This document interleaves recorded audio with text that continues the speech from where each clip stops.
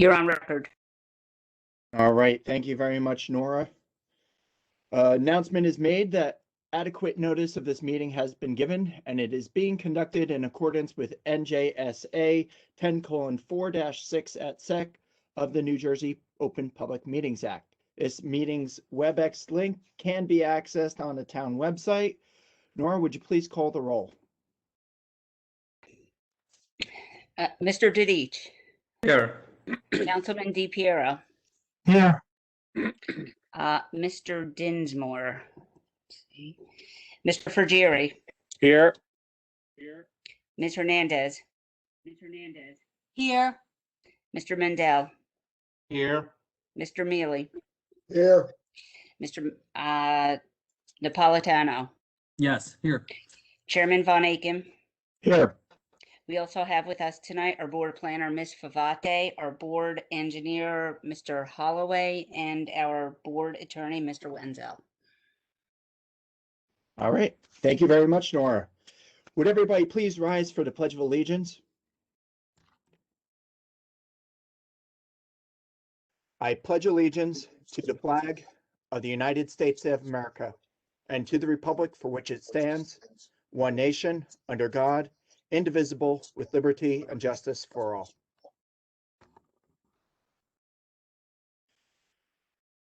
Okay. We have two items on our agenda for tonight. The first item is to call forward district at 1515 urban renewal. This is quickly to discuss a new hearing date. Do we have a representative for the applicant? Yes, good evening. Tom Alman here, Dave Pitney on behalf of the applicant. Nice to see you all again. Good to see you, Mr. Melman. All right, I am aware that we have a new date for you. We just need to put that on the public record. Is that correct? Yeah, that's correct. We're just here to reschedule and carry the notice to the next meeting, and just please advise us when that will be, and we'll make sure we're ready to go. All right.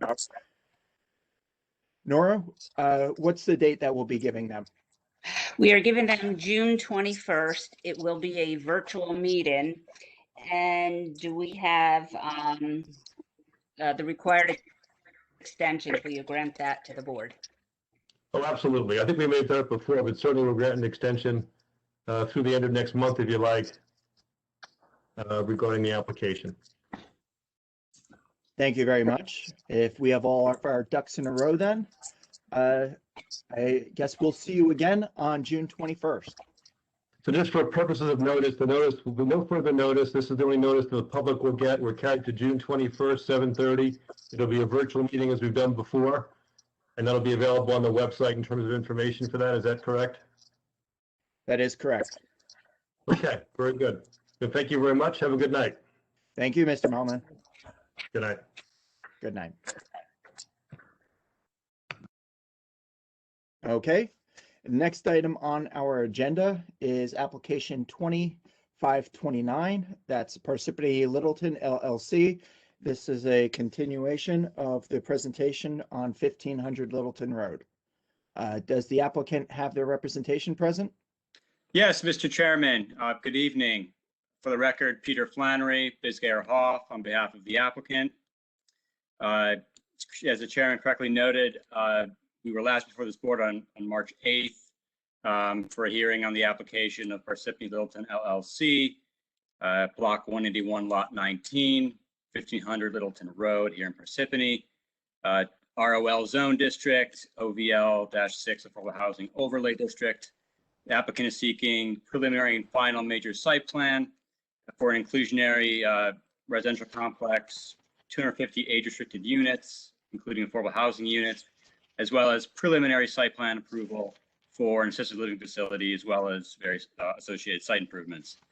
At the last hearing, we had gone through our engineering testimony by Ben Crowder of Bowler, as well as almost all of our architectural testimony by Mr. Bruce Stevie of MHS. There were a few follow-up items that we're going to address tonight. We'll have Mr. Stevie back, as well as Mr. Crowder, to briefly mention a few things, as well as our traffic engineer and planner, Gary Dean of Dolan and Dean. Since the last meeting, we did meet with the Sedgefield Civic Association. That was on March 9th. We had what we believe was a very productive meeting where we reviewed the plans with those association members and answered questions. We also had a little bit of back and forth in terms of discussions and revised plans with the Mount Tabor Fire Department, and we've resolved all those issues at this point. Also have some updates on other outside governmental approvals, which Mr. Crowder will talk to in greater detail. Without further ado, and unless the board has anything it'd like to mention, I'd want to recall Mr. Bruce Stevie, our expert architect, who was previously sworn and qualified. And just a little bit of housekeeping too. I just want to note for the record that legal notice was carried from the March 8th hearing to this evening's hearing without any additional legal notice required. So if I could have Mr. Stevie address the board. Mr. Stevie, are you on? I am on. Can you hear me? We can hear you. Mr. Stevie, this is Joe Wenzel, the board attorney. If I can just swear you in again, even though you were sworn in before. Stevie, do you swear, affirm, tell the truth for this planning board tonight in this virtual format? I do. Okay. Mr. Chair, Mr. Stevie, as Mr. Flannery indicated, has already been qualified, so there's no reason to go through those, and I believe it's appropriate for Mr. Flannery to proceed with his questioning of Mr. Stevie. I agree. Thank you, Mr. Please continue. Thank you. Mr. Stevie, you have some additional exhibits to present tonight based on comments from the board members and the public last time. These were submitted 10 days before the hearing in electronic format. I believe it's 4 slides. Great. I'm going to share the screen. I think this is exhibit A4, if I'm not mistaken. A3? Okay. A3 for the record. So good evening, board. Thank you for having us back. As Peter mentioned, we were here on March 8th, and we did a presentation, a pretty extensive presentation about the architectural character of the project. And at the request of some members of the public and the board's professional planner, we were asked to provide images that show what the north and west elevations of the project look like. Our presentation primarily focused on the other aspects of the building, and so I'm back tonight to show you the project from the north, from Grafton Park and Grafton Lane, and from the west. So the first image that you're seeing on the screen, and let me see if I can make that bigger. The first image that you're seeing on the screen is a view taken from the edge of Grafton Park looking towards the site. And in this view, you can see that much of the vegetation of the park, much of the vegetation of the park and some of the existing vegetation along that buffer area will be remaining, and there will going to be augmenting that vegetation along the edge of that buffer. So this image reflects the character of what someone who would be in Grafton Park would see. So this is looking through the trees and the foliage. And then I have another image that where I lighten that up so that you can see the building a little bit better. But what I want to note here is that this facade of the building is treated in a similar manner to the other facades of the building. And in its level of detail, its level of architectural articulation, and in the materials that are used. So it's by no means the back of the building. In fact, we don't really consider any of the buildings on site as having a back. They're all facing internal circulation. They're all facing the outside of the site. So so this, I think, clearly shows that this portion of the building is treated with the same character as the rest of the site. So that's the view looking from Grafton Park. And then the next slide is actually from one of the neighbors' yards on Friar Road. So again, the dark line that you see in the foreground represents the property line. So you can see we're standing right at the edge of the property. We're looking through the buffer area towards the buildings on site. Some of the larger trees are existing trees, and then you'll see that these darker green trees are new and augmented planting, as well as some of the existing planting. There are limitations to what we can represent with our program, but many of these trees are evergreen trees, and those trees will remain green throughout the seasons.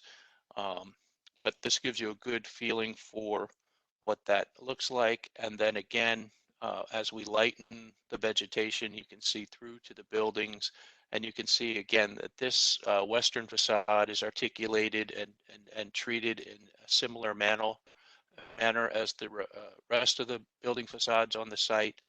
The same materials are being used, and I think the same care and attention to detailing on the building is used on this facade as well. So those were the images that were requested by the planner and by the neighbors. Just want to kind of again reiterate that the project is minor exceptions, and we'll talk about those in a couple minutes, completely compliant with the requirements of the overlay zoning. It meets the density requirements. We're presenting a project with 250 age-restricted units, 50 of which are affordable units. There's 150 assisted living units that we've shown in this project, but again, they're for diagrammatic purposes only. It meets all the parking requirements of the zone. There's 2 spaces per unit for the residential units and 0.6 spaces for the assisted living, total of 572 parking spaces. It meets the bulk requirements of the overlay district, meets all the setbacks, meets the building height requirements of the district. All the buildings are less than the permitted 45-foot maximum height. It provides multiple outdoor amenities that encourage healthy living and active lifestyles. Those are key ingredients to successful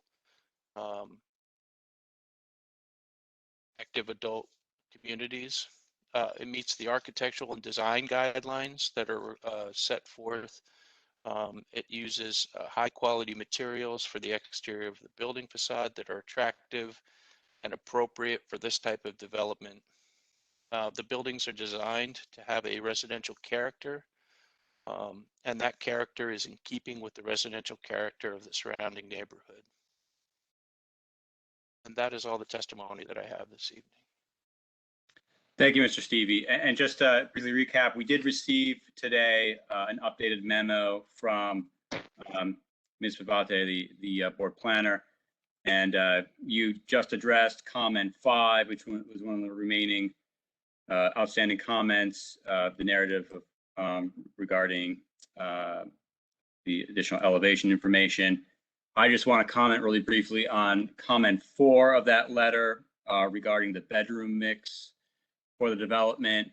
Per the Uniform Housing Affordability Controls, the New Jersey state regulations regarding affordable housing, there is allowed what's called a modified bedroom distribution standard for age-restricted affordable housing units. Essentially, it's required that there be at least 1 bedroom on average for each affordable housing unit. And we are proposing that all the affordable housing units in this development will be 1-bedroom units, which is consistent with that provision of UHAC NJAC 5:80-26.3C. So I just want to put that on the record for the board. Those are all the questions I have of Mr. Stevie at this point. The board or as professionals have any questions, we welcome them at this time. Ms. Vate, anything to add? Yeah, just, there were only a couple outstanding issues and they've mostly been covered tonight.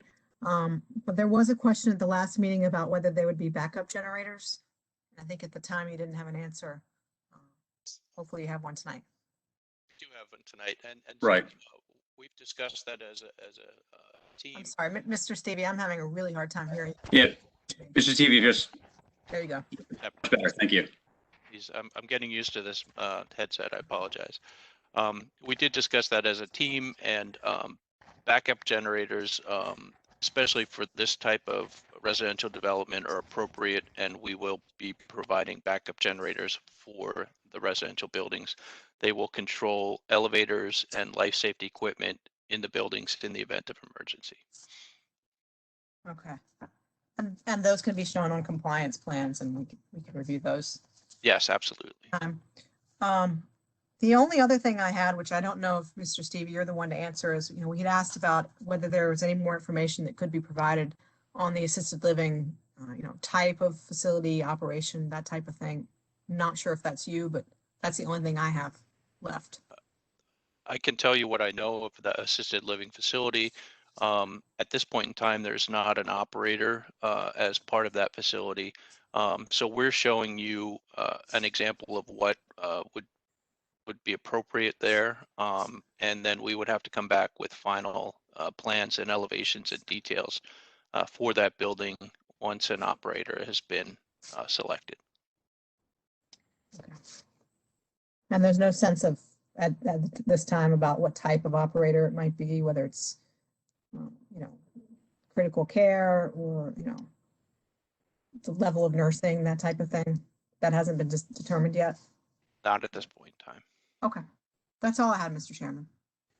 And just to add Thank for the you. record, this is preliminary approval for the assisted living facility, so there will be a lot more detail, a lot more information presented before this board when we do come back for final for the assisted living facility.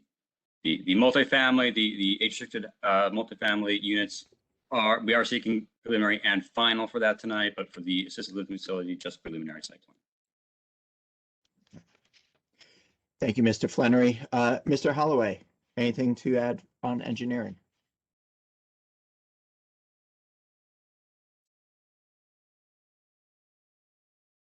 You're on mute, Mr. Holloway. Oh, I'm sorry. There you go. Nothing specific, just want to just confirm that the building number 5 still is the one that we're talking about, that 3 requires additional information later. That's correct. Okay, because we had questions about the garage and some other things like that. And everything else, from architectural standpoint, I have no further questions. Okay. Well, then, any board members with questions for the engineering witness? Mr. Chairman? Go ahead, Mr. Mandel. Yeah, Mr. Stevie, the 2 views you presented, are Yes. those views that will be right after construction, or will it be 5 years down the road? No, these are relatively proximate to end of construction. The planting that is going in at the in the buffer areas is it won't be it's actually a little bit more mature, and the trees are taller at that at the planting time. Okay, that was the question, whether you were putting in saplings or real trees. Now, my understanding is, again, what we've shown is representative of what's being specified in the landscape plan. Okay, thank you. All right. And along that line, were these shown to the Sedgefield Civic Organization when you spoke with them? I don't know if you were with that, Mr. Stevie, or not. I was not at that Sedgefield Civic Association meeting, but so I don't know the answer to that question. Okay. But I don't know that they believe- were, because I think Yeah. that meeting took place the day after our last hearing, and these were developed a little more recently. But I believe that the concept was discussed in Okay. terms of the view sheds from the surrounding properties. the All right. landscape buffering. Right. Any other board members with questions? I have one more follow-up question then about the generators and where their potential placement would be in relationship to the surrounding neighborhood. Do you have any ideas where that might be placed? My understanding is that they're being considered as pad mounted on the ground.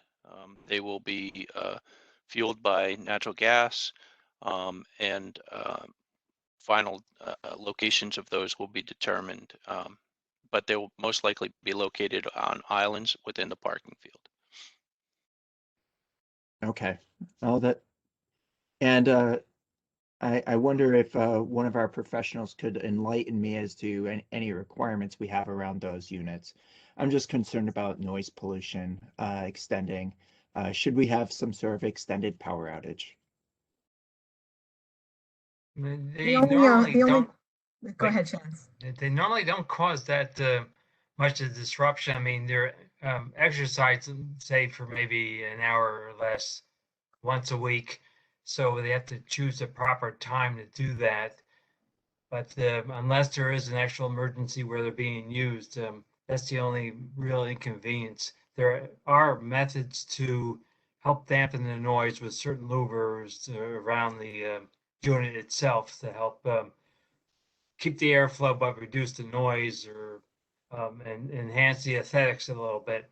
So it can be done. The details still have to be submitted for where they're going to place it, and then Susan and I can compare that to residential units, placement, and things of that nature. Right. Sure. And the only locational requirements that I'm aware of, Chairman, is can't be within a setback, I believe front yard setback. They're likely to be pretty close to the building, given that you have to connect the natural gas line. So they're likely to be set back at a distance from the neighboring properties. And I believe you testified that they'd be within the parking area, so that keeps it relatively close to. I just know, being in a neighborhood that has a significant number of units that has experienced a week-long power outage or more, that it can get a little droning at night. So I'd appreciate some consideration for your neighbors. Sure. If it's any consolation too, I know that a lot of what we hear in residential neighborhoods are gas powered generators, which are considerably more noisy than the natural gas fired units. That is helpful. Thank you. And just to reiterate for the record, as a condition of approval, we would consent to working with the board's professionals and making sure that the location of the generators is appropriate. So noted. We'll make sure that's in the documentation. I can vouch that the residential generators running in a real blackout situation will drown out whatever comes from this development. That's a fair point, Ms. Councilman. Thank you. All right. Any other board members with questions for the witness? I had If one. not, please go ahead, Mr. Napolitano. Thank you. You know what? It's been a while. I can't find my notes from last time. Did you say how much water was being used per day in your testimony before, or is that for someone else? That would be for the engineer. Okay. Yeah, Mr. Crowder will be testifying as well this I'm evening. sorry. I can say I can't find my notes for what I already asked, so I apologize for that. But thank you. Thank you. Thank you. Okay. If there are no other questions for the witness, then I'll turn it back over to Mr. Flannery. Thank you, Mr. Chairman. Next, I would like to recall Mr. Ben Crowder, Fuller Engineering, our civil engineer. He was previously sworn and qualified as an expert in civil engineering. Okay. Ben, are you there? Oh, you're there. Yeah. Usually you're over there. Now you're right there. Okay.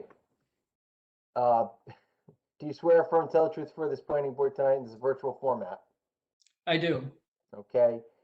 Thank you, Mr. Crowder. Mr. Crowder's already been qualified, Mr. Chair. So assuming that it's okay, Mr. Flannery can proceed with his questioning. I agree. Please go ahead. Thank you. Mr. Crowder, if you just briefly provide a summary for the board of some of the events that have transpired since the last hearing and some of the updates you have with respect to the engineering aspects of the application. Yeah, absolutely. So as Attorney Flannery had indicated kind of in his opening statement, we did submit revised plans to this board since our March 8th hearing. I wanted to just indicate for the record that, building placement, parking layout, a majority of the testimony that I had in that March hearing generally remains consistent. Those revisions were mostly focused on responding to a review letter we received from the Mount Tabor Fire District on March 8th of 2021. We had coordinated with the chief of the department for some revisions internal to the site. They were predominantly focused on providing access to each of the residential structures. And if I could have screen sharing rights, I'll just put back up what I had marked for the prior hearing as Exhibit A2.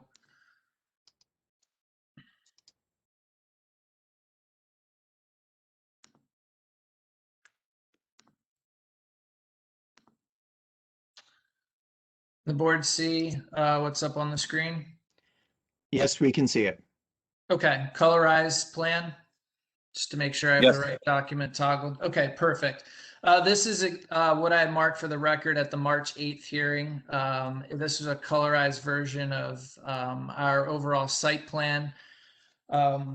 And basically, what we had received from Mount Tabor Fire was a request to provide additional access along the eastern side of building number 1 on the plan, and that was the northernmost building for the development, as well as to provide circuitous circulation around the future assisted living component of the development. And I will quickly show you.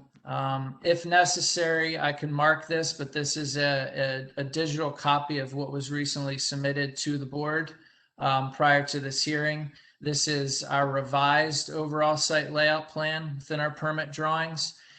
And as you'll see here on the plan, we're providing additional access around a majority of the eastern edge of building number 1 to the satisfaction of the chief of the department, Brian Crawford, as well as providing an emergency grass paver drive around the assisted living development. And you'll also, not noticeably visible, but we also enlarged some of the curb line radii to facilitate better fire truck circulation internal to the site, which was one of the requests from the fire department. That is a majority of the revisions. We also did try to address as many technical revisions and comments that were either noted in our direct testimony in March or within your board professional review letters as part of the resubmission. And really specifically relating to the Mount Tabor Fire District, we did receive an approval letter this afternoon from the Chief of Department, Brian Crawford, indicating that the revisions and access changes that we have provided to accommodate his fire truck apparatus were acceptable to the Mount Tabor Fire District. And to quickly just touch on a few other developments since our March approval, we have continued to advance some of the other outside agency approvals for the project, specifically with regard to the NJDEP. As many board members may recall in my March testimony, there is an NJDEP regulated stream watercourse feature that bisects the existing site. It is one of the focal points for our design as part of a passive amenity space for the future residents of this development. But we did have to obtain an NJDEP flood hazard area verification just because a portion of this downstream stream area is regulated by the state. It's not anticipated to have any impact to the buildings, access, driveway placement on the development that's proposed, but it's something we had to secure with the state. I can report for the record that that application was deemed complete by the state on May 5th, and we do anticipate the state issuing that permit in late June, early July for the project. And in addition, the site, as I noted, fronts along Littleton Road. This specific portion of the frontage is actually under the county planning board jurisdiction. So we have made significant progress also on the county level. And they have particular interest certainly on the traffic front, which you'll hear from our traffic engineer, but also drainage as well to county drainage facilities. And I can report as of early April, we're down to just a few minor technical comments. One relates to the county's request for an easement, but we have since progressed their approval and technical review to its final state before you this evening. And the last thing that I quickly wanted to touch on is right after the hearing, we did receive a letter from Justin Liza with regard to our major soil moving permit for the project. He did issue a review letter on March 9th, 2021. I can identify that we have no issues with any of the comments, notes, fees calculated within that review letter, and certainly can provide those as a condition of approval. And certainly a lot of the soil moving aspects relate to a lot of pre-construction meeting topics and items to discuss prior to mobilization. And I did hear a comment briefly just during Mr. Stevie's presentation with regard to water demand. Certainly the water demand for the project is going to be calculated on final unit mix in comparison to the demand of the prior existing use. We certainly have to secure that water approval on the local level, and also given the increase in projected water demand, we'll also be securing a Bureau of Water Systems engineering permit from the state, which requires local endorsement prior to filing on the state level for water service. And that's all I had direct as a follow-up. Just wanted to provide the board really with just progress since March, as an addition to most of the engineering testimony I provided at that time. Thank you, Mr. Crowder. That's all the direct testimony I have from Mr. Crowder. Any members of the board or professionals have any questions? Mr. Holloway, any follow-up questions? Mr. Holloway, I think you're on mute. There you go. So I talked to Ben earlier about the revised plans that were submitted, and it's in lieu of reviewing the plans and the adjustments piecemeal, we were going to wait until they did a review of the engineering documents that have been provided so far, the review letters, so we can do it all one time if things are taken care of or not. So a few things have been taken care of with the revised plans, but we still have to work out the latest revision for the total of the comments. So no additional comments for right now. Just I just wanted to know the board was aware that these are plans that are a little bit different from what was originally dispersed last week. Understood. Okay. Ms. Favate, anything else to add? Nothing further from me. Okay. Any board members with follow-up questions? I have one. Go ahead, Mr. Napolitano. Thank you. I think you mentioned before that the pond that's there now, is that staying there? Yes, it is. And who's going to maintain that? That'll be part of an overarching operation and maintenance manual that pertains to stormwater facilities, and that certainly is a functioning component of that for the property. And when do you suppose you have the numbers for water usage for the complex? As we finalize the units, we're going to be running through an existing water demand of the current facility, and then we'll utilize that with the proposed development, come up with a net water flow increase, and then that's part of some of the paperwork we have to prepare both on the state, but even before the state, the local level for water. Thanks. And I'm sorry, one more thing. I don't know if this is for you also. So this is age restricted. What happens if one of the members that live there have a child that has to attend school? What question is that for you or for a different expert? Well, I can address that. I mean, this is age restricted. Head of the household is required to be age 55 and older, and generally with it being mostly almost entirely one bedroom units, it's unlikely that you're going to have any school age children there. It's mostly going to be single adults or couples occupying these units. Okay, but is there a particular law that's the complex will have it that can't have the students, or? I mean, if You know, someone unfortunately passed away, a grandpa's take a kid in it, we're not gonna right. tell them no. But You know, this would be subject to federal law. Federal law may, I'm not an expert in this area, federal law may, under certain emergency circumstances, allow, you know, a school-aged child to live in the unit if, you know, it's that child's guardian is if it's 5 and older, but it's most likely not going to be the case, or if it is the case, it will be very rare. okay, thanks. Any other board members with a question? All right, I'd just like to conclude with the question about the fire access from Littleton Road. I believe you're planning on having some access from the directly from Littleton into the back of the assisted living area. Is everything okay with that so far in terms of getting permission from the county, et cetera?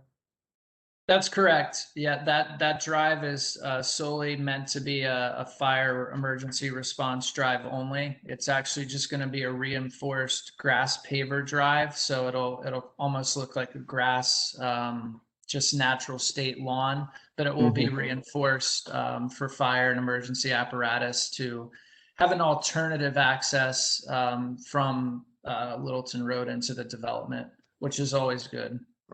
Do you know how the curb will be handled? Is the truck expected to go over a curb, or will they cut it out for you? It'll be a depressed curb right at that driveway location. And that, just to answer your initial question, this was presented to the county, and they've accepted that additional location as part of their initial review. Very good.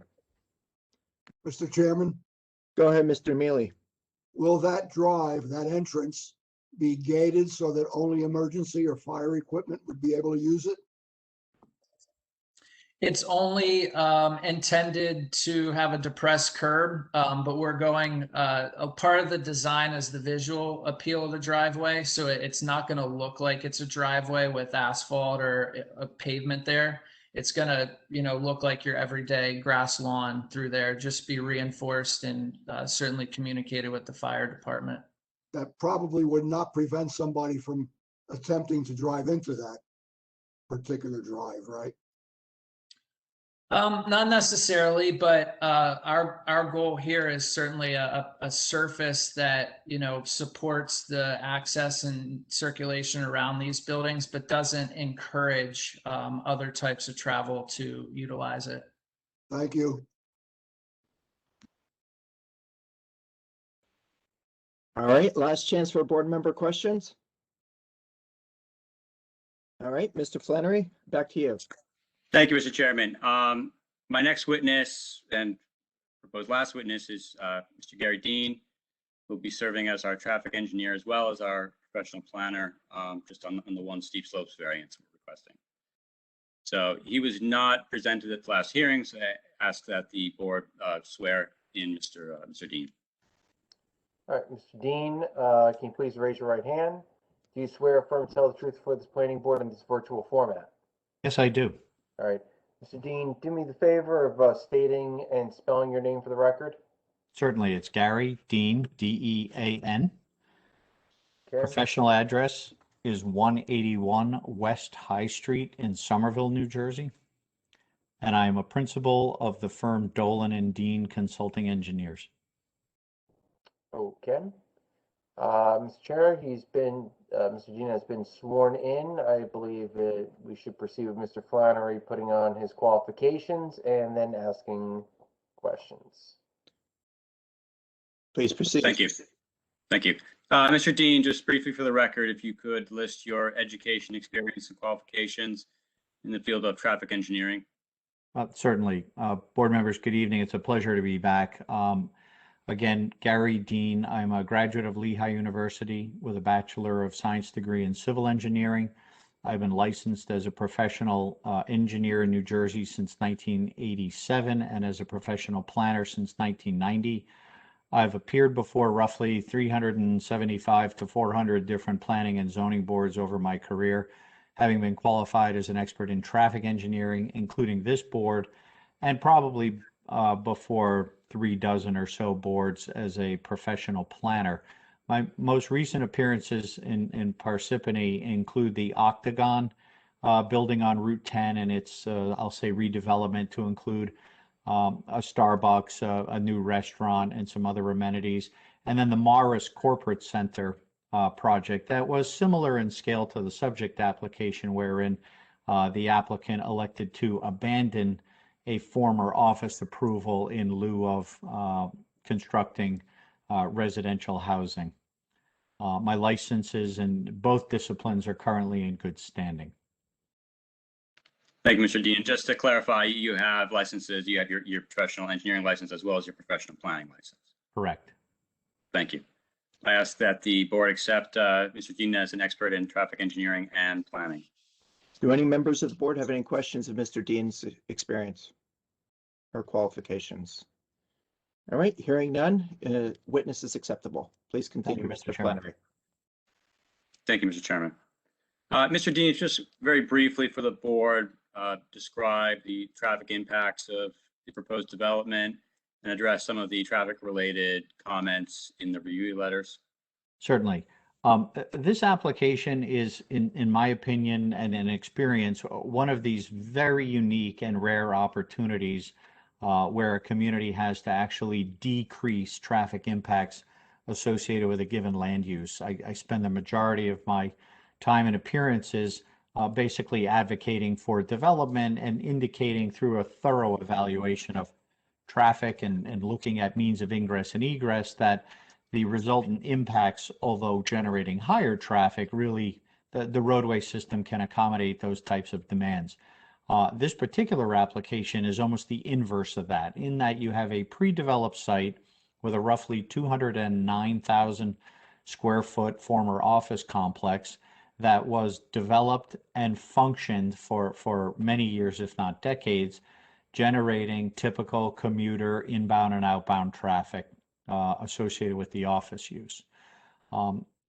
As we're seeing throughout the state, obviously there are some affordable housing elements to consider, but also recognizing the fact that office as we know it, and certainly this forum sort of underscores that change in technology, and that we don't need as many of these large corporate office parks as were thought to be necessary 20 or 30 years ago. And there are some very unique opportunities to reinvigorate land use with uses that create a substantially less impact. As we further contrast this proposal, obviously having an age-restricted and an assisted living component have some very unique traffic attributes that I'll cover in a moment, but it further minimizes the overall traffic impact. By way of exhibit, my office and we submitted a traffic study or statement, if you will, in a correspondence addressed to the board dated October 13th of 2020. Cutting through some sort of the description of the roadways, and I know Mr. Crowder has covered that in detail. I want to focus on the traffic elements of the two components that are proposed. As I've described, age-restricted housing with 250 units by its very nature tends to have residents that are certainly no longer with school-age children, but also moving upward in a certain demographic where over time many of these residents will be retired or certainly on modified work schedules, and not necessarily, some may, but by and large most won't be adhering to the typical 9 to 5 commuting patterns. And as a result, we find with age-restricted communities, most residents specifically eschew driving in and out during rush hour. If they don't need to, why would anyone? And as a result, the traffic characteristics are quite low given the unit count. In addition, assisted living operations work on a modified, or we call it a medical office shift, in that the bulk of the employees, the care providers, arrive and depart during what is known as the medical shifts, beginning at 7 in the morning, and that shift runs from 7 until 3 in the afternoon, and then that shift ends and the second shift comes in at 3 in the afternoon until the overnight shift at 11. And as a result, that assisted living component generates very little peak hour, rush hour type traffic. There's a few administrators and maintenance personnel, but I mean, the trip counts are very low for assisted living as a residential use. As we look at some of the numbers, and they're featured on page 2, table 1 in our report, the aggregated development would generate about 75 traffic movements in the morning peak hour, fairly evenly balanced with 31 arrivals and 42 departures. And an evening that the trip count might go up a little bit as we have people out running errands and social events and recreational things of that nature, plus visitors to the assisted living, where we might get up to roughly 100 peak hour movements. Mr. Dean, I just want to interrupt for 1 second. Is there any way we could show that on the screen? No, it's in our report. It's in our report that was submitted on October 13th, 2020. Okay, it was the summary tables I was interested in. Yeah, I don't have those prepared as an Okay, exhibit, Mr. all right, Holloway, just I'm check. sorry. We then evaluated what leaving the office and the current development would entail in terms of traffic, what the community might otherwise expect. And traffic engineers, I know this board has heard me as well as my colleagues describe what we call ITE, which is the Institute of Transportation Engineers projections, which are based on people like myself and other engineering firms studying, putting machines or having people count movements in and out of various driveways. And in this case, we looked at the traffic one would expect with a typical commercial office development of 209,000 square feet. In the morning, well, for both peak hours, that would be roughly 240 traffic movements.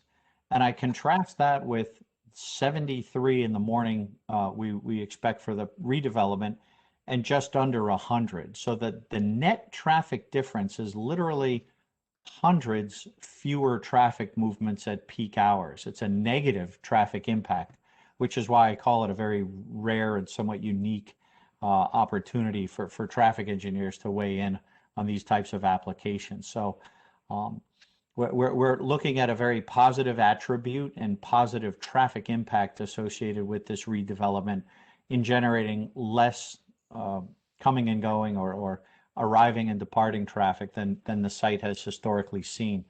The board is aware that the site is served by a traffic signal. Again, a very unique instance where the traffic exiting the community has the benefit of that regulated traffic signal control. And so that has also a very, I'll say, positive impact in terms of metering and controlling the traffic through that device. And obviously, the entire system was designed to accommodate substantially greater traffic volumes. So with the decrease, all of that infrastructure will clearly be suitable for the proposed redevelopment. Our study also focused on the sufficiency of parking. As the board is aware, residential projects are governed by the residential site improvement standards, and we comply and exceed the requirements prescribed under RSIS by 5 or 6% of the total, but we do have some free board in terms of surplus parking. As you've heard from Mr. Crowder, there is an emergency access that is proposed to the north on Littleton Road. I know one board member had some concern as to its appearance and potential use. It looks like lawn. Other than having a depressed curb, which candidly most people don't recognize as a driveway, this type of design lacking an apron, and I'll say the typical design cues that a motorist perceive as a driveway, curb returns, pavement, a driveway apron, none of that will be present, so that only the fire company, candidly, or EMS has knowledge of this particular facility being available for emergency access. But it is something that is an appropriate design. It is H20 rated, which means it can accommodate a fully loaded water pumper, fire apparatus, or even a tractor trailer. It's just the design nature of the subterranean structure that accommodates that traffic. And I have personally witnessed these types of facilities with tractor trailers driving over them, and there is no deflection or alteration of the structure. It is a very suitable and I think creative way to accommodate the need for a secondary means of ingress and egress. So in general, from a traffic engineering perspective, I find this to have a positive attribute. The board should feel comfortable in knowing that the infrastructure is designed to accommodate even greater traffic loads and can certainly withstand the traffic from this redevelopment, and that the access will continue to remain safe and efficient. As Mr. Flannery mentioned, we are seeking relief from, I'll say, one specific section of your ordinance that covers two components, and that pertains to steep slopes. As you've seen, and if we could put the site plan exhibit back up, the colored rendering, I would appreciate that, whoever has the means to do that. But I do want to describe, and I know the board has heard, there are some interesting environmental constraints on the property. Yes, thank you. The preservation of the pond, which is, I think, a nice attractive feature, particularly for a residential community, and the wetlands and stream corridors that feed that water course need to be protected. As a result, it limits, to a certain extent, the components of the site and how they can be configured. But you'll also note from the exhibit, and I do want to draw some attention to the southerly and westerly, and to a certain extent even the northerly site boundaries are very well buffered from the neighbors. And as a result of that desire to provide a substantial buffer to those abutting homes, the applicant has intentionally designed a site that does require relief from your ordinance in an effort to provide, I think, overall, as aesthetically pleasing a site as can be designed to maintain those buffers. And as we look at some of the reasons that are prescribed in the municipal land use law, I think the first element in seeking the relief for the steep slopes, and just to cover the groundwork, under section 430, 345, we are seeking a disturbance of 36.1% of areas that have a 20% slope, whereas your ordinance allows a maximum disturbance of 25%, and also to permit the disturbance of 35.3% of areas with slopes of 25% or more, with a maximum disturbance of only 15%. We do have some other pre-existing nonconformities, including driveway width and side yard buffer, which will not be intensified under this application. So they're pre-existing non-conforming relief that we will continue to seek.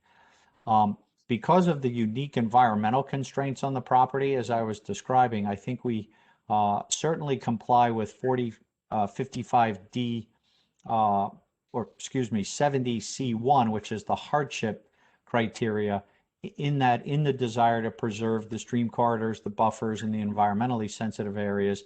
It does provide fewer opportunities to comply with your zoning standards.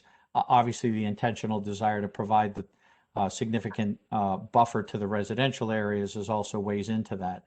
As we look at what we'll consider the positive criteria, even under the hardship, I think, in my opinion, the first is to encourage a municipal action in a manner that promotes public health, safety, and welfare, and having those buffers and environmental areas preserved, I think, is an important element.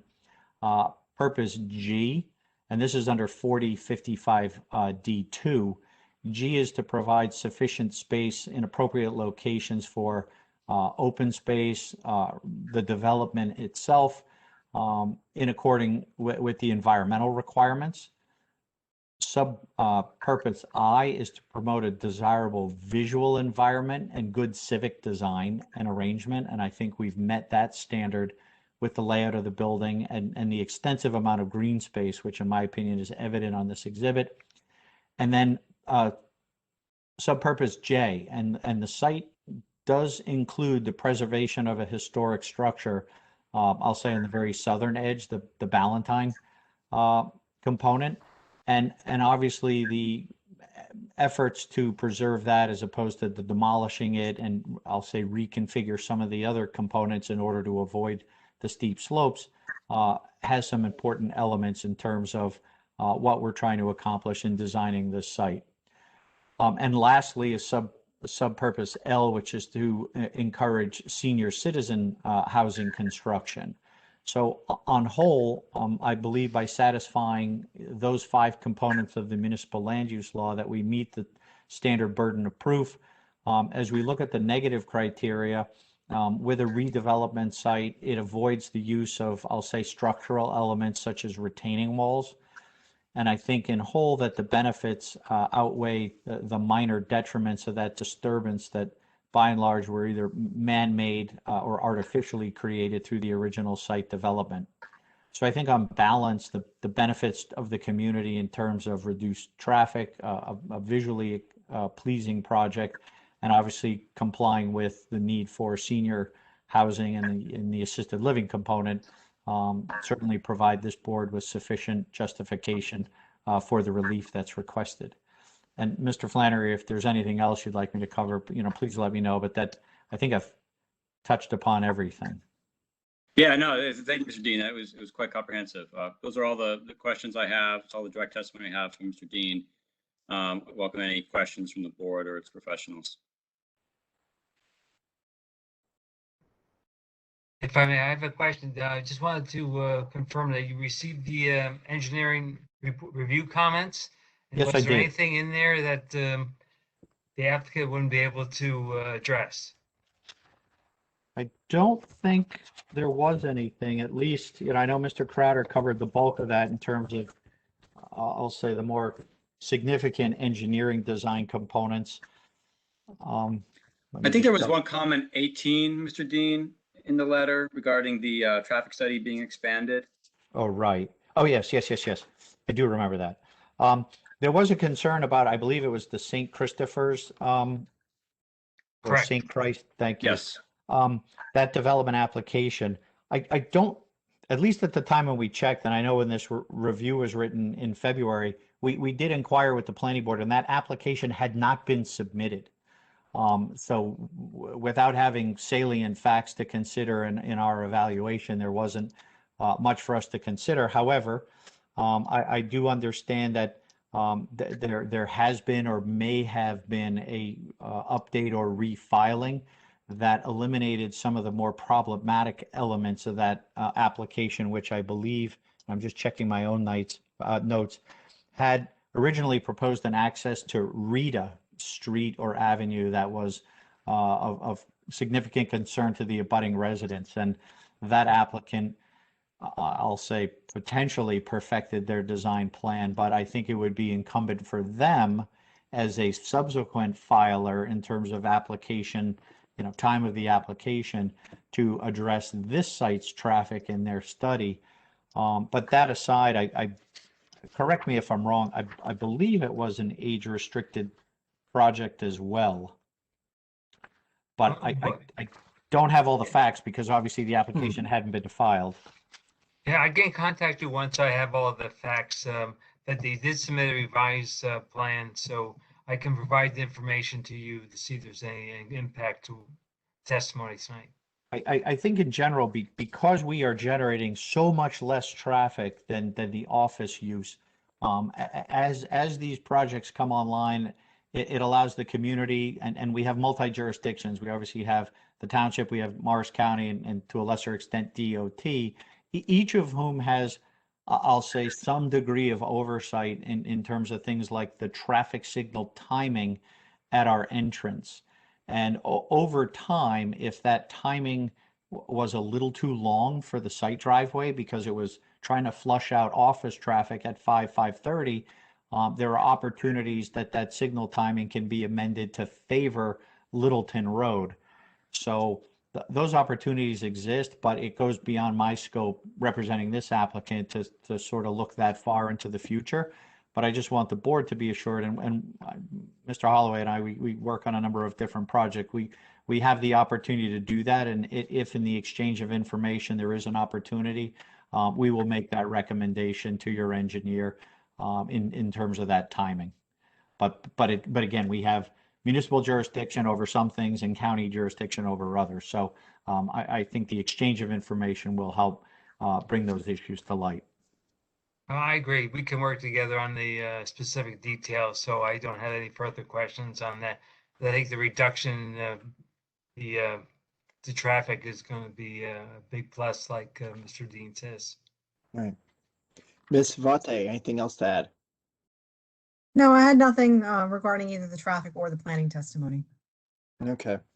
And I guess in this case, it's relevant that this is a site that's been active within the last few years, as opposed to some of the other sites we've been dealing with, which weren't active for a long period of time. So the traffic change is a little bit more germane to this conversation. I did hear that it was 75 traffic movements in the morning and 100 in the afternoon. For rough numbers, yes, Mr. Chairman. To be precise, it was 73 in the morning peak hour and 96 at night. I appreciate that. What time of day were those peak hours? Traffic engineers look at the peak hour, and every community it's a little different, and even within the same community they can vary by 15 minutes a day. But for discussion purposes, coincident with typical commuting flows, so 7:30 to 8:30, and then 5 to 6, 5:15 to 6:15, somewhere in that range. That's fair enough for the purposes of my question. I guess I was wondering if you felt there was an aspect of the guests visiting potentially to visit family members before or after work or friends that factors into that at all. In the assisted living, I assume you're referring? I think that would be my most likely assumption, yeah. But Sure. RSIS requires a half a space per unit, or per bed, should I say, for assisted living.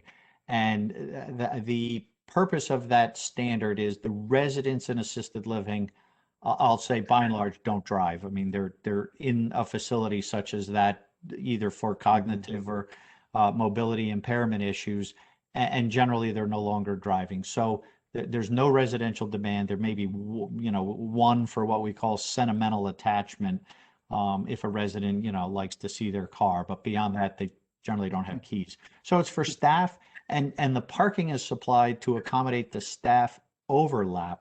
So once that's done at 3 o'clock and the second shift is in, candidly, about half the parking will be empty. So that allows for that post-work, or sometimes it's before work, visitation by a family member. The only times where it is a little bit different are the holidays, whether they're religious holidays or Mother's Day. And typically what happens is the operator will make arrangements to either have their staff park off-site. They will use staggered visitation depending on the floors or the rooms.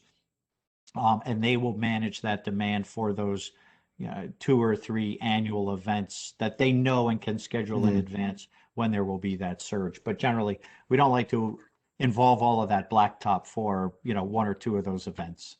Yeah.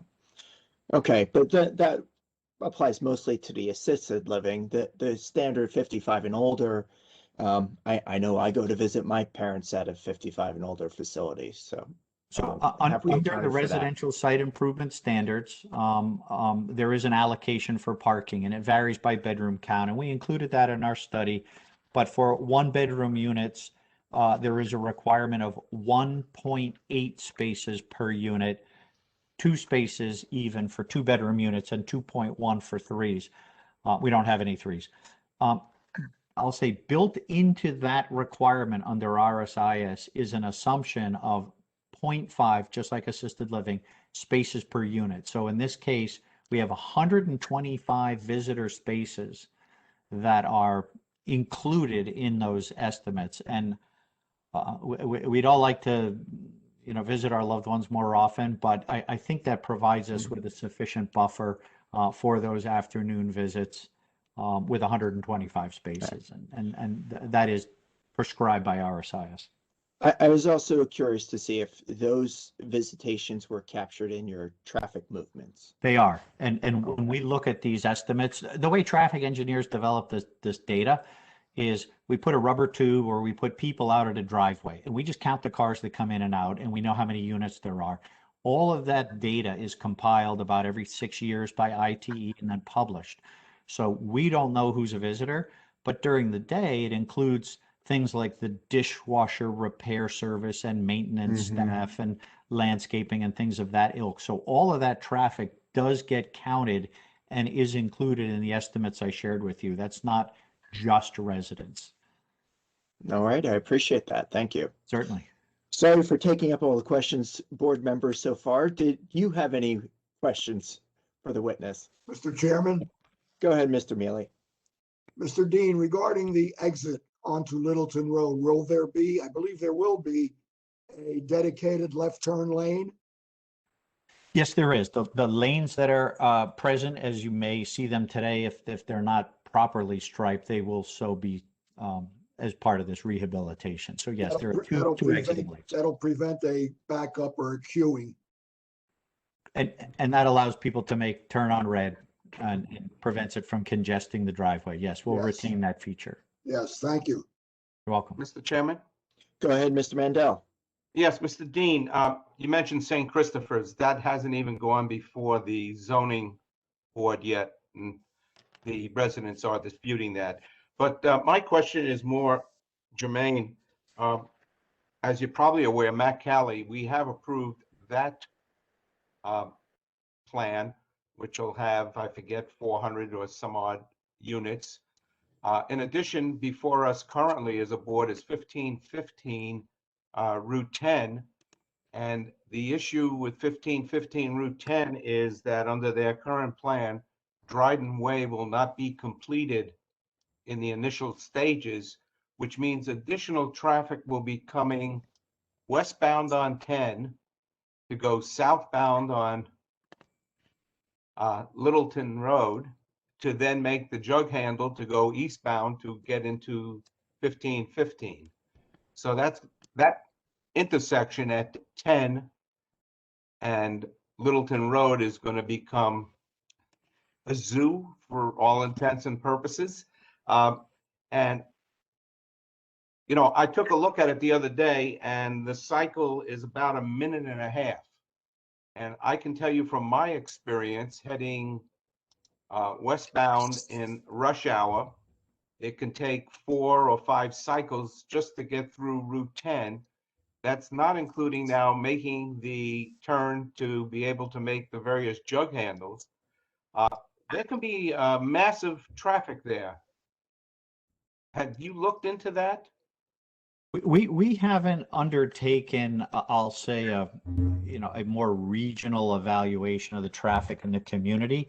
Obviously, we're before this board as a permitted use, and the assumption is that the governing body and through the recommendations of this board felt that these opportunities for age-restricted housing in particular would have an aggregate the benefits that I've already covered in terms of reducing overall traffic.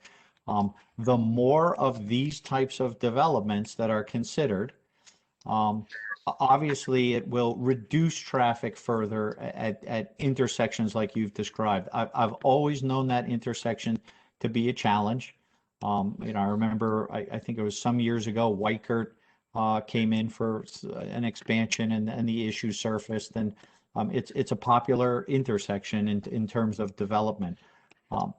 As an age-restricted community, I think it does, to a certain extent, allow for the logic of some future residents saying, it's 5 o'clock. I know that intersection is going to be a real challenge right now. I'll wait 15 minutes. I'll wait a half an hour, or I've already gone out at 2 in the afternoon when there's a lot less traffic. And I think that is one of the benefits of this type of land use as opposed to the former office use where at 5 o'clock, people need to get home. And so they just aggravate that condition as you described. I don't know the applicant's intention in terms of build out of the site, but there's a lot of work to be done, and I'd have to I would expect that it'll be 2 years before it's starting to fill up and reach its absorption, in terms of the units that on the early side. So I think during that interim period, other developments that like went on with Morris Corporate Center, and as we change some of these old boxes that maybe have outlived their utility as corporate office parks, we start to revisit this issue through land development as opposed to what the typical solution has been, which is widen and build a jug handle and fool around with the lights. We can now be a little bit more creative in terms of managing traffic through land use decisions. So we didn't study it. I know it's been studied ad nauseum by DOT in the county. It's probably I'm looking now, it's like a 6-lane roadway. So it's without putting in an overpass, like some of the other interchanges in the township, there aren't a whole lot of options. Okay, thank you. You're welcome. Giving Chairman, us ideas, Mr. Dean. Chairman, Yes, go ahead, Ms. Hernandez. first of all, no overpass, please. Not here, down here. Before COVID, from 10 all the way up to when you get to 80, it's always been crazy. And these properties have not had, for years, had not had full office occupancy. So like you said, there's not regional planning. And just for the record, because I'm not like jumping all over this application, just for the record, that's not happening. And that's the big problem around here with anybody who lives here knows that it's like this from the time school ends in the day, all up to 02 until the end of rush hour. And that's why a lot of people and residents are a little concerned about the Mac Kelly and 1515 and GSK and St. Christopher's is just so much that, like I said, before COVID, it's different now. So maybe it will never go back to that, but people are concerned. And I share that concern. Back me up on that. Yeah. What we don't know in the future is, I'm getting a serious echo, so I don't know if that's whether people will be getting back in their cars to drive to New York City or elsewhere in the region. With telecommuting now been embraced by employers over the past 14 months or so, it's a benefit to both, and we're seeing fewer. Or a contraction in some of the office market where corporations are either decreasing their footprint or going to different interior designs, whether it's what's known as a hotel concept or a library concept, where people are working in a smaller footprint, but with technology allowing people to work from home. Why does someone need to go to the office 5 days a week during those prescribed hours? So I'm sort of curious, from a professional perspective, what that means for what we knew as pre-COVID traffic, which certainly tested everyone's patience in certain areas of the state. So we've all had this respite over the past 14 months, and it's interesting for me to see where that will evolve over the next year and a half.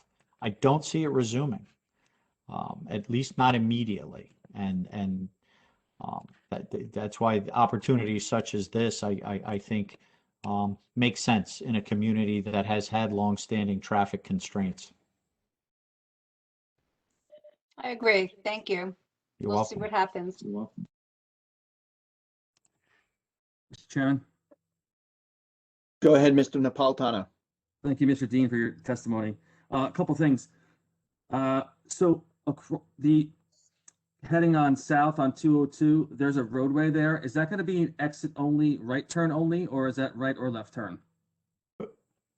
We only have one driveway leaving our site, and it's controlled by a traffic signal, and that permits all movements. All right, so that other one's going to be removed?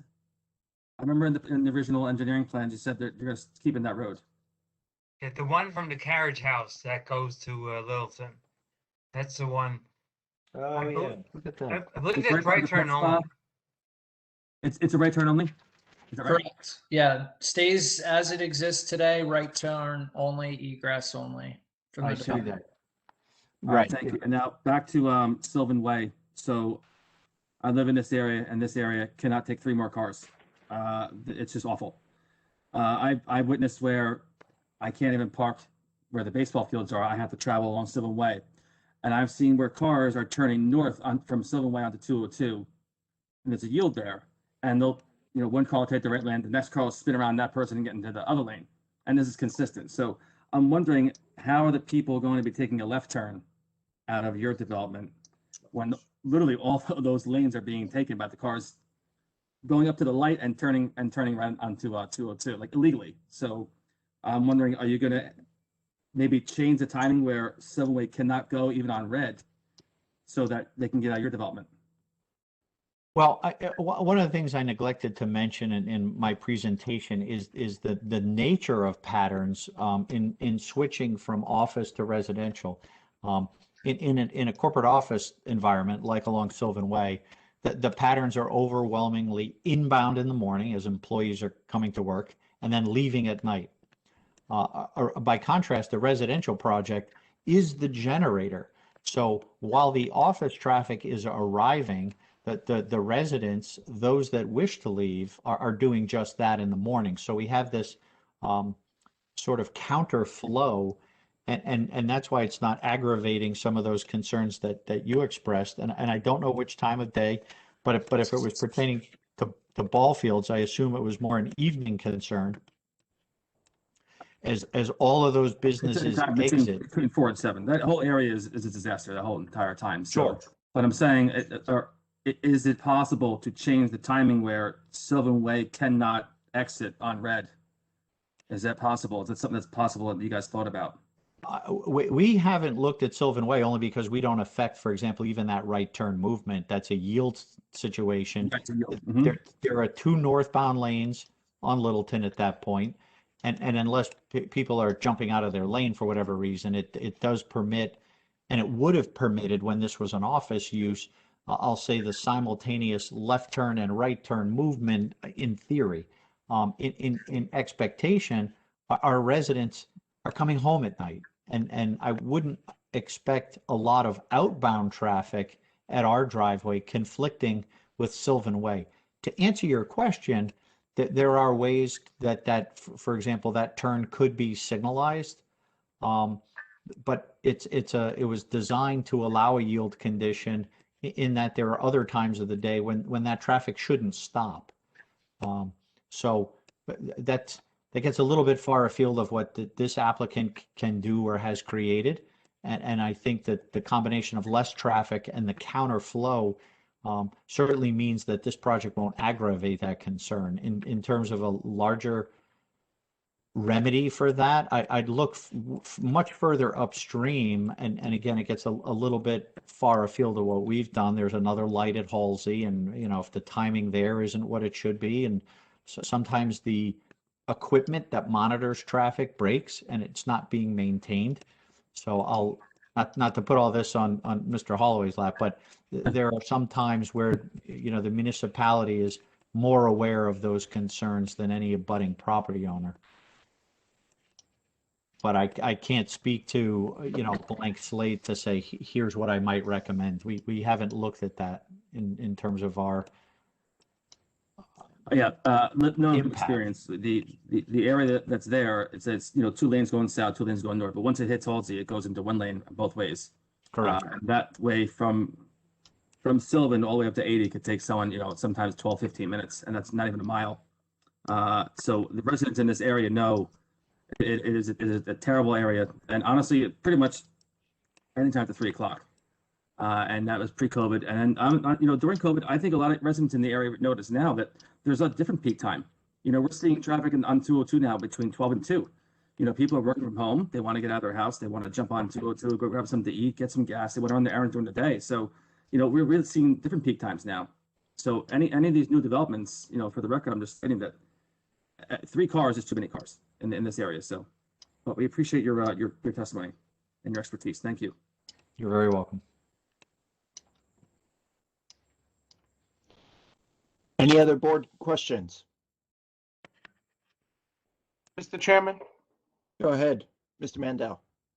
Yeah, and I'm not sure this is the right person to address it, but due to the traffic, I'm not sure if we brought up last time that all soil movement in and out should be south on Littleton to 10 to then go to either 287 north-south and then pick up 80 instead of heading north on Littleton to pick up 80. Has that been discussed previously? I don't recall it being discussed. Neither do I. I would like to make that a Condition of approval. condition of approval. Any objections? Any objections? Wait, what was that? Say it again? That all truck movement of soil removal be south on Littleton to 10. Unless you want it in your neighborhood, Judy. Sorry, think- I don't. Thank you, though. No, Mr. Mandel, I believe you're looking to place the flow of the vehicles towards the nearest highway with the least impact to the residential neighborhood to the north. That is correct. Okay. So I believe that we could suggest that we restrict access to Littleton Road going northbound. I'm not sure if there would be any objections to the use of Sylvan Way and Dryden. Mr. Mandel?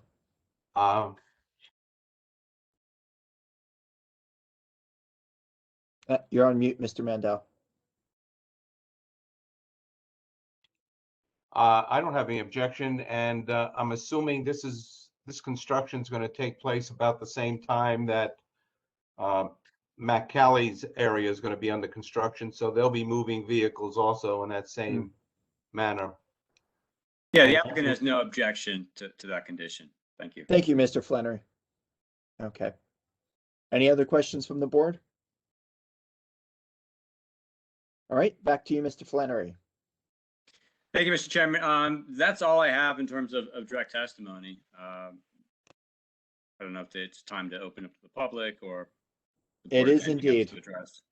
Okay, so at this time, we would like to open up for questions or comments from the general public. So we'll open up the public portion at this time. Please raise your hand and or notify us in some way that you would like to speak up. All right. And I see a hand raised from Nancy Brighton. I hope I pronounced your name correctly.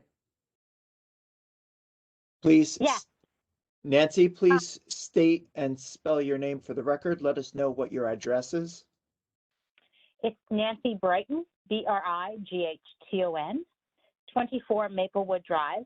And I also represent the Parsippany Troy Hills Historic Preservation Advisory Committee.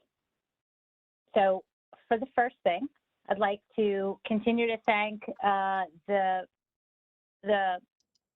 both planning and for the applicant for continuing to preserve the Ballantyne Barn, which was restored by the GlaxoSmithKline.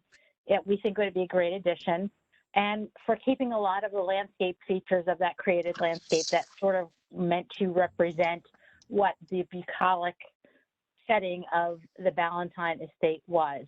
And so we'd like to make sure, and I'm starting to ask here, I know it might move, if it moves to the zoning board or whatever, that there be a robust historic, a preservation plan to make sure that during construction, all of the features are protected. They do get very close to construction, so we want to make sure that they are maintained as to the best of everyone's ability during construction. Part 2 of this request, and it's not based on, Parsippany does not have a historic preservation ordinance. The site is not listed in the National Register, which is required for the New Jersey historic preservation requirements. But for the area, I know it's not being constructed at this point, it's still in flux, of the facility that's going into what is the meadow, the part that's on Littleton Road and Sedgefield Drive that is sort of left open right now, that we consider what is going to be there, and during construction, if there can be some consideration to having some sort of monitor, given that it's a site that has not had development on it, we do consider it to be archaeologically sensitive. I'm a trained archaeologist. If the Historic Preservation Committee can be allowed at some point to view, we cannot there's no law that it can require us to stop construction in any way. The only thing that may, interfere with that is their human remains, and that's a whole separate thing. But the idea is that we are interested in recovering any bits of Parsippany's past that we can. So we would like to include sort of when construction, should it be done on that parcel of land which has not been developed, that we can be considered to do some sort of monitoring at different points, not necessarily during active construction. We realize the liability and safety issues, but just because it's an area that has not been developed, and we'd like to request that. Just because we do appreciate what's going on the rest of the site, we just want to be considered for the future. And I can, be contacted, or anybody either at the Historic Preservation Advisory Committee or at the Historical Society. And that's all my comments. Thank you very much.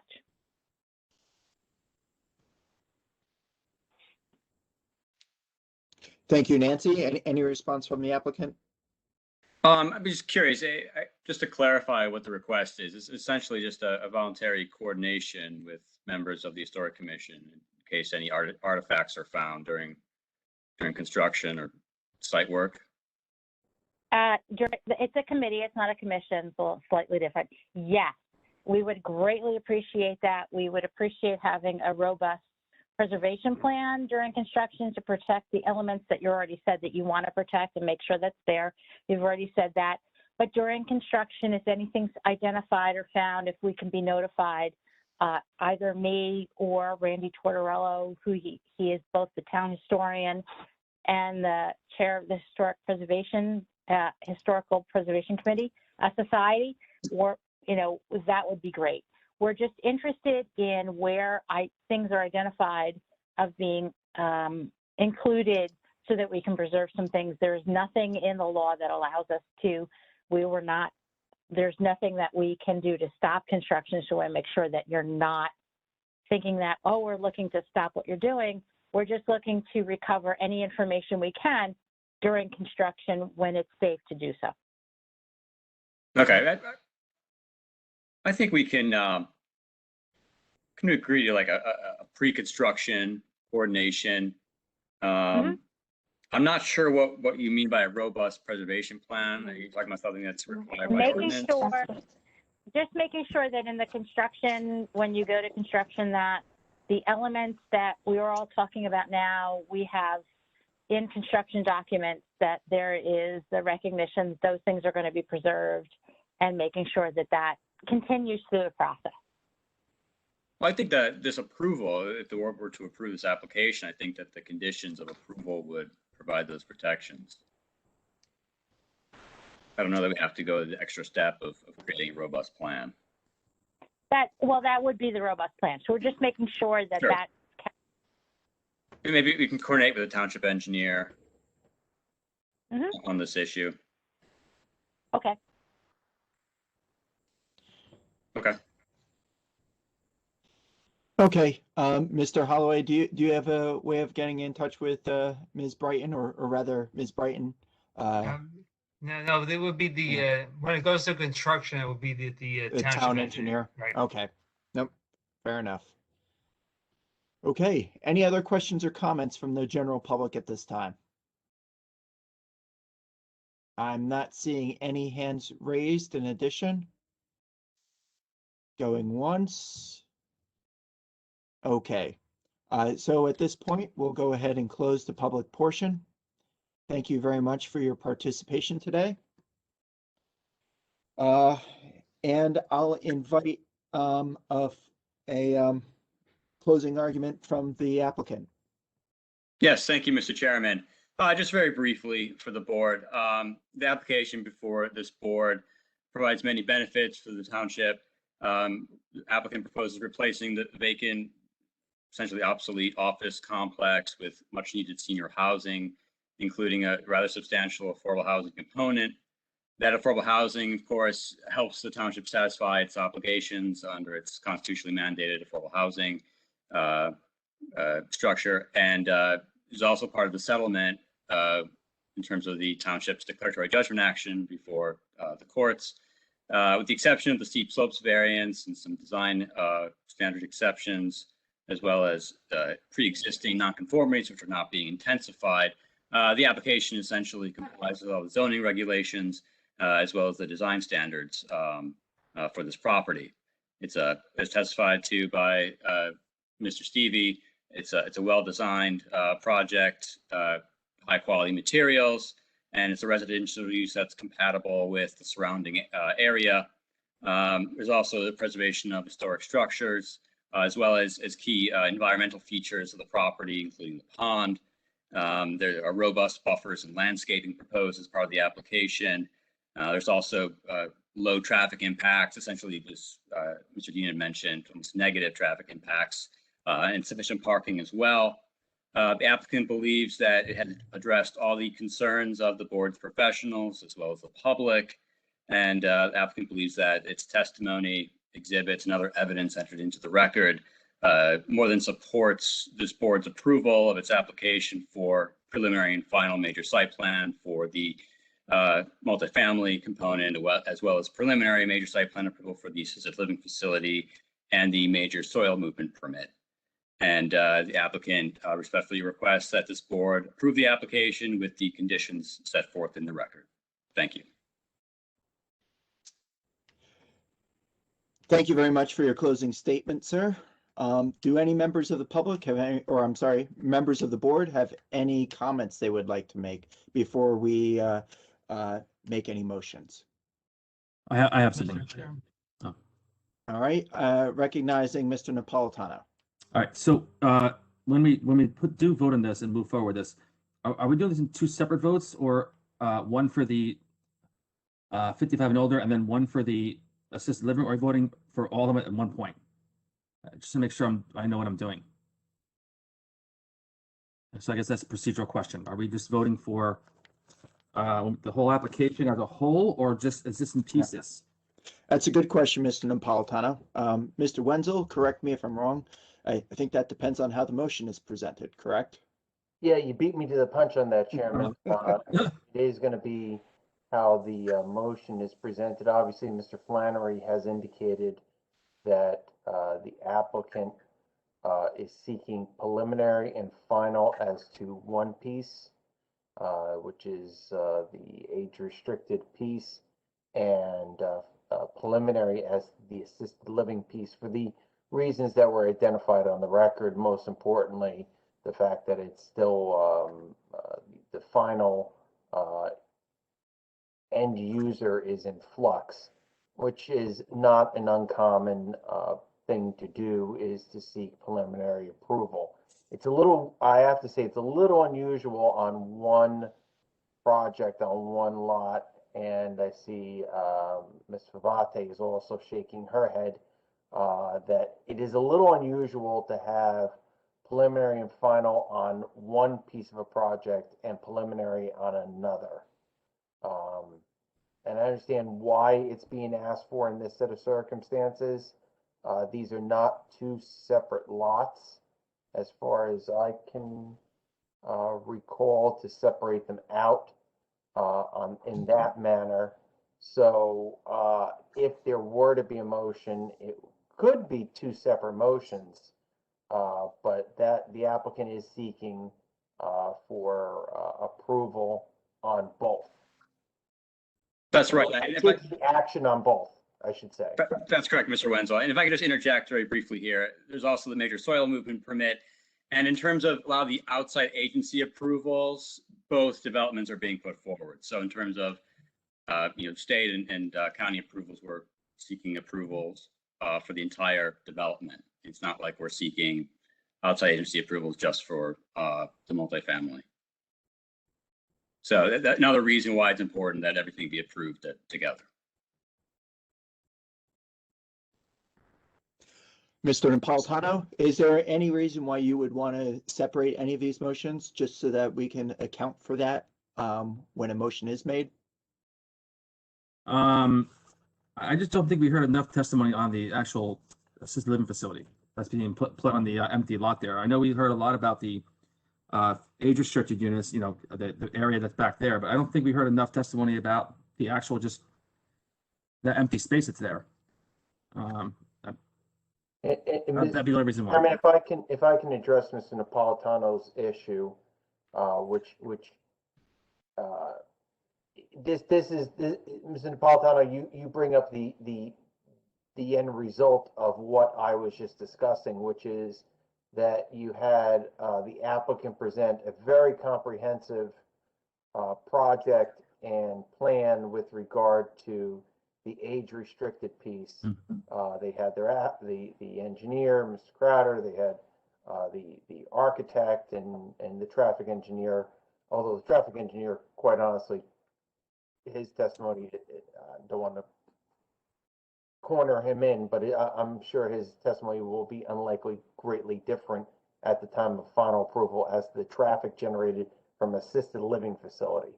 But that being said, preliminary approval in general is light on detail for this very reason, because what the applicant is doing, and I think Mr. Flannery had indicated, there's also all these concomitant applications that are being made to DEP, DOT, the county, and everybody wants to see that there's been some review by the local land use authority.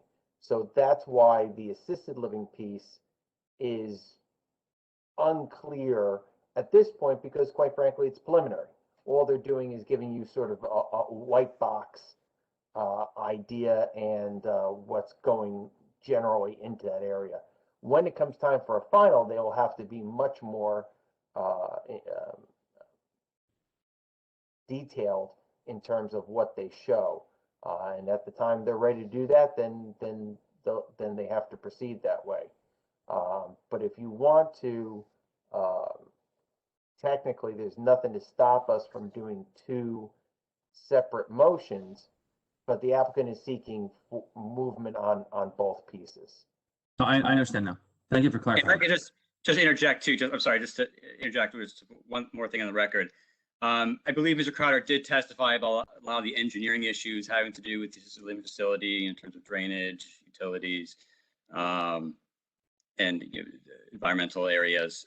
So, there will be additional detailed testimony for final, but we have provided quite a bit of engineering testimony during the preliminary stage. So.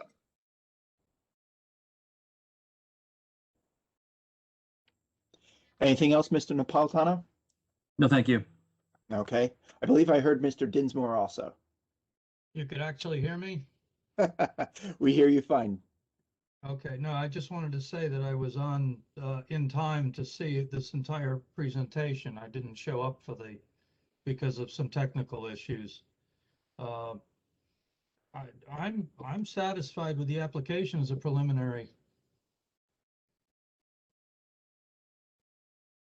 I think the points are well made. Our attorney and the applicant's attorney indicated that the details will come at the final, and that's fine. Understood. Any other members with any comments to be made at this time? All right, hearing none, I'll go ahead and close the comment portion. And if any members would like to present a motion, I am open to hearing it at this time. Mr. Mealy is here to present a motion. Go ahead, Mr. Mealy. I'll attempt it at any rate. A motion to approve application number 20:529, Parsippany Littleton LLC, 1500 Littleton Road, Block 181, Lot 19, preliminary and final major site plan, excluding for now the assisted living portion as final. Does that sound right? So your motion is only for the 55 and older age restricted portion of the But application. a preliminary Right. for the assisted living portion as well. All right. And one additional condition, that any soil moving be done southbound on Littleton Road to Route 10. Okay. Is that condition acceptable, Mr. Flannery? Yes, it is, Mr. Chairman. Okay. All right. And so, Go ahead, Mr. Wenzel. Yeah, there were a few other items that the applicant indicated would be a condition of approval, which, you know, I'll work with Mr. Flannery should the motion be approved. But notably about the generator, we talked about a little earlier on, as well as the historic committee's comments, which I think Mr. Flannery indicated there would be some effort made by the applicant to work with that group. May I also recall that there was a discussion of the tree being protected? I believe that was part of the applicant's presentation specifically. Right. Yeah. So that we do not have to make a condition for that. That would be my understanding, but it's on the record at this point. Okay. The typical requirement that they address the engineering item comments also. Yeah, all the standard conditions would certainly apply. I'm sure Mr. Wenzel has that in hand. And So, Mr. Chair, if I may, just before you call for a vote, go ahead, Mr. Wenzel. I want to make sure that all the board members are absolutely clear as to Mr. Mealy's motion. Mr. Mealy's motion was to approve preliminary and final on the age-restricted piece and preliminary on the assisted. So it's one motion as to the whole project, preliminary and final on one, preliminary on the other. So the final approval on the assisted living piece is the only one that is open that the applicant will have to come back on. The applicant will not have to come back on anything with the age-restricted piece unless they have an amendment, but there won't be a need for them to come back because that will be final. Just want to make sure all the board members are aware of that. Thank you, Mr. Wenzel, for clarifying that. All right. And the soil moving permit is also included in that, correct? Yes. Yes. Okay. So, by the way, I'll give you a second, Mr. Aiken. Oh, okay, Mr. Mandel. Wait, I mean, we've had our commentary portion, so I'm a little worried you're out of order here. Well, you didn't have a second. No, so I'm waiting for a second right now. That was the second. Oh, I'm sorry. I misunderstood. Okay. All right, so Mr. Mandel is the second. In that case, we have a motion and a second. Nora, would you please take the vote? Mr. Didich, Yes. Councilman DiPiero, Yes. Mr. Dinsmore, Yes. Mr. Frigieri, Yes. Ms. Hernandez, Yes. Mr. Mandel,